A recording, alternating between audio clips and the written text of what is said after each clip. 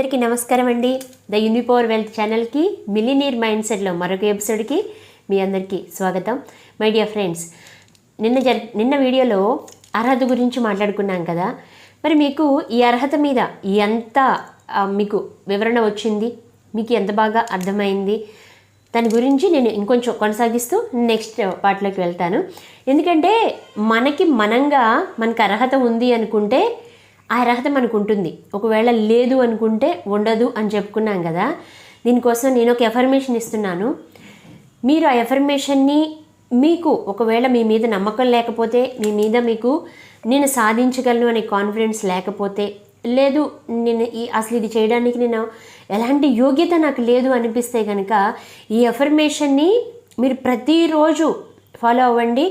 మీరు ఎందుకంటే మీ మైండ్లోకి ఎప్పుడైతే మీకు యోగ్యత ఉంది, ఈ ప్రపంచంలో ఉన్న ప్రతి సంపదని నేను అనుభవించే అంత యోగ్యత కలిగి ఉన్న వ్యక్తిని అని మీ ఫీలింగ్ వస్తుందో అప్పటి వరకు ఈ అఫర్మేషన్ని మీలో మీరు మననం చేసుకుంటూ ఉండండి. మై డియర్ ఫ్రెండ్స్, ఏంటంటే అది ఈ క్షణం నుంచి ఎల్లకాలం కూడా నేను ప్రతి దానికి అర్హత కలిగి ఉన్నాను, యోగ్యత కలిగి ఉన్నాను, అంతటి యోగ్యుడిని, అంతటి యోగ్యురాలిని అని నన్ను నేను నమ్ముచున్నాను.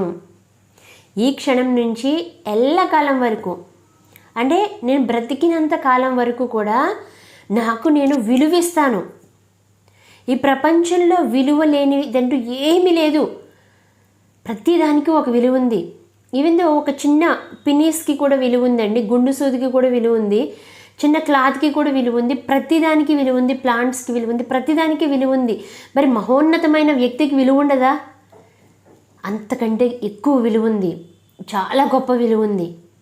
కానీ ఆ విలువని మనం తెలుసుకోలేకపోతున్నాం. ఈ క్షణం నుంచి మీకు మీరు చెప్పుకోండి, ఈ క్షణం నుంచి ఎల్లకాలం మీరు బ్రతికున్నంతకాలం, ఈ లోకంలో ఉన్నంతకాలం, మీ జీవి ఉన్నంతకాలం కూడా మీకు మీరు విలువించుకుంటానని మీకు ఈరోజు ప్రమాణం చేసుకోండి. అదే ఎఫర్మేషన్గా చెప్పుకోండి. ఈ క్షణం నుంచి ఎల్లకాలము నాకు నేను విలువనిచ్చుకుంటూ ఉంటాను. ప్రతిదానికి విలువ ఉంటుంది, మనకి అంతకంటే గొప్ప విలువ ఉంది. ఆ విలువను మీరు లేదు అని, అయోగ్యులు అని అనుకోవద్దు మై డియర్ ఫ్రెండ్స్. మరి నిన్న స్వీకరించడం గురించి, ఇవ్వడం గురించి, తీసుకోవడం గురించి చెప్తానని చెప్పాను కదా. మరి ఇవ్వడం తీసుకోవడం అనేది నిరంతరం జరుగుతూనే ఉంటుంది. అంటే అది నాణ్యానికి రెండు వైపుల్లాగా ఇచ్చేవాళ్ళు ఉంటారు, తీసుకునే వాళ్ళు ఉంటారు.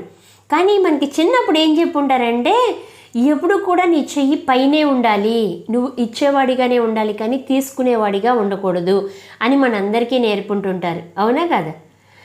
ఈ కారణం వల్ల మనం తీసుకోవడానికి అంగీకరించదు మన మనస్సు. మన మైండ్ సెట్ అంతా కూడా తీసుకోవడానికి ఇష్టపడదు. తీసుకుంటే మనల్ని మనం తగ్గించుకున్నట్లుగా ఫీల్ అయిపోతూ ఉంటాము. దీనివల్ల చాలామంది స్వీకరించడానికి, తీసుకోవడానికి చాలా అభ్యంతరాలు చెప్తూ ఉంటారు. దీనివల్ల ఏం జరుగుతుంది?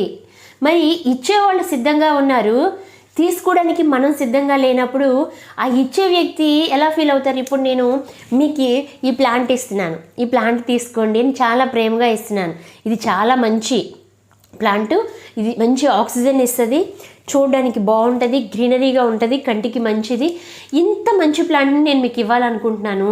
కానీ మీరు అది నాకు వద్దండి అని తీసుకోకుండా ఉంటే ఏం జరుగుతుంది? ఇచ్చే వాళ్ళ యొక్క మనస్సు బాధపడుతుంది. అట్ ది సేమ్ టైం వాళ్ళ మీద ఒక అసహ్యమైన ఆలోచన ఏర్పడుతూ ఉంటుంది. మరి ఇక్కడ ఇచ్చేది ఎవరు, తీసుకునేది ఎవరు? ఇక్కడ ఇచ్చేది విశ్వం, దేవుడు. ఏదనుకుంటే అది, మీ ఇష్టమైన గాడ్ కానీ, యూనివర్స్ కానీ, ఏదనుకుంటే అది, ఈ ప్రకృతి కానీ మనకి ఇవ్వడానికి సిద్ధంగా ఉంది. ప్రకృతి ఎప్పుడు కూడా పరిపూర్ణంగా ఉంటుంది, విశ్వం పరిపూర్ణంగా ఉంటుంది. ఎవరి పట్ల కూడా వివక్షత అనేది చూపించదు, అందరికీ సమానంగానే ఇస్తుంది. ఎందుకంటే వాళ్ళు కోరుకున్నది ఇస్తుంది అనమాట. వాళ్ళు ఏది కోరుకుంటే, ఎంత కోరుకుంటే అంత ఇస్తుంది. కానీ స్వీకరించడానికి, తీసుకోవడానికి మనం సిద్ధంగా ఉండము. దీనివల్ల ఏం జరుగుతుందంటే ఒక రకమైన బాధ ఏర్పడి మనలో అవి అడ్డుపడిపోతూ ఉంటాయి. వాటిని చక్రాస్ అంటారు. చక్రాస్ గురించి నేను మరొక క్లాసులో చెప్తాను. దీనివల్ల హ్యాపీగా ఉండే మనం ఏమైపోతామంటే ఈర్ష్య, ద్వేషం, అసూయ, కోపం, ఆవేశం అనారోగ్యం ఇలాంటి వాటి బారిన పడిపోయి మనం ప్రకృతి ఇచ్చే వాటిని స్వీకరించడానికి అనువుగా ఉండము. దానివల్ల ప్రకృతికి మన మీద ఒక రకమైన గ్యాప్ వచ్చి మనకి ప్రకృతికి మధ్య గ్యాప్ రావడం వల్ల మనం ఇచ్చే కండిషన్ అంటే కమెంట్స్ ఏవైతే ఉన్నాయో అది స్వీకరించడానికి ప్రకృతి ఇచ్చే సంపద ఏదైతే ఉందో స్వీకరించడానికి మనకి మధ్య ఒక అగాధం ఏర్పడిపోతూ ఉంటుంది. అందుకనే స్వీకరించడానికి సిద్ధంగా లేని మనుషులు ఎవరైతే ఉన్నారో ఎప్పుడు ఇచ్చే చేయగానే ఉండాలి కానీ తీసుకునే చేయగా ఉండకూడదు అనే ఆలోచనతో ఎవరైతే ఉన్నారో వాళ్ళందరికీ మళ్ళీ చెప్తున్నాను, ధనవంతులు స్వీకరించడానికి సిద్ధంగా ఉంటారు.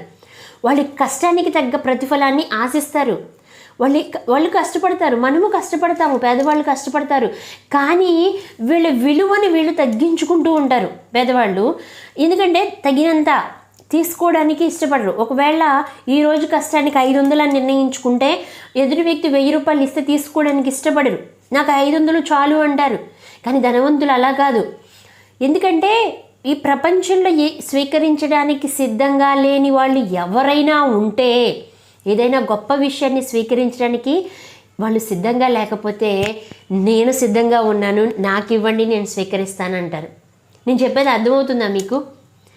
స్వీకరించడానికి సిద్ధంగా లేని అన్నీ కూడా ఎవరైతే తీసుకోవడానికి సిద్ధంగా ఉంటారో వాళ్ళ దగ్గరికి వెళ్ళిపోతాయి. ఈ సంపదంతా మళ్ళీ ధనవంతుల దగ్గరికి ఎందుకు వెళ్తుంది?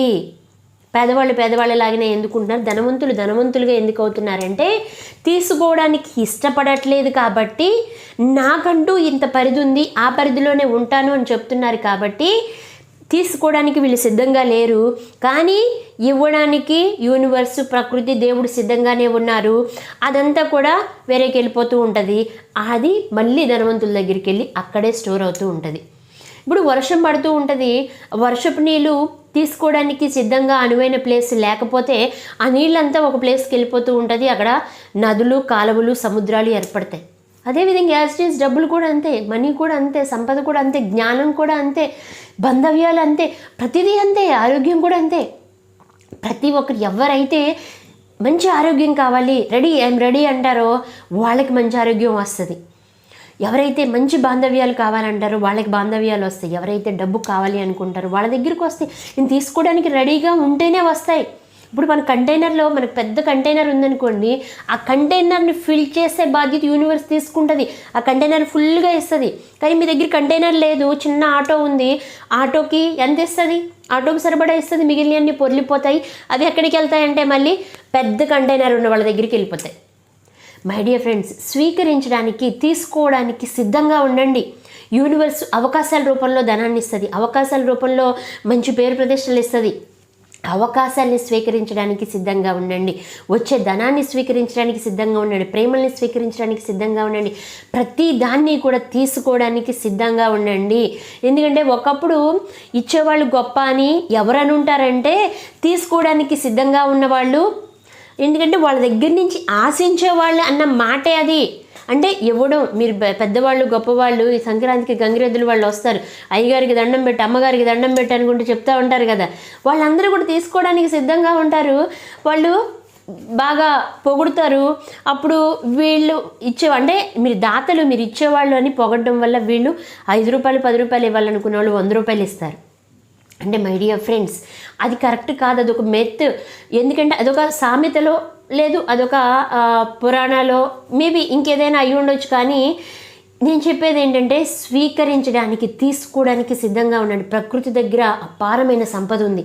ఆ సంపద అంతా మన కోసమే సమానంగా ఇవ్వబడుతుంది, వివక్ష లేకుండా. ఆ సంపదని తీసుకుని ప్రతి ఒక్కరూ కూడా సంతోషంగా ఉండాలని మనస్ఫూర్తిగా కోరుకుంటున్నాను. మై డియర్ ఫ్రెండ్స్, మీకు ఈ వీడియో కనుక నచ్చినట్లయితే లైక్ చేయండి, షేర్ చేయండి, కామెంట్ చేయండి. మన ఛానల్ని సబ్స్క్రైబ్ చేసుకోండి. ఇంకా మరిన్ని వీడియోలు మీకు ఇవ్వాలని మనస్ఫూర్తిగా కోరుకుంటున్నాను. Thank you very much.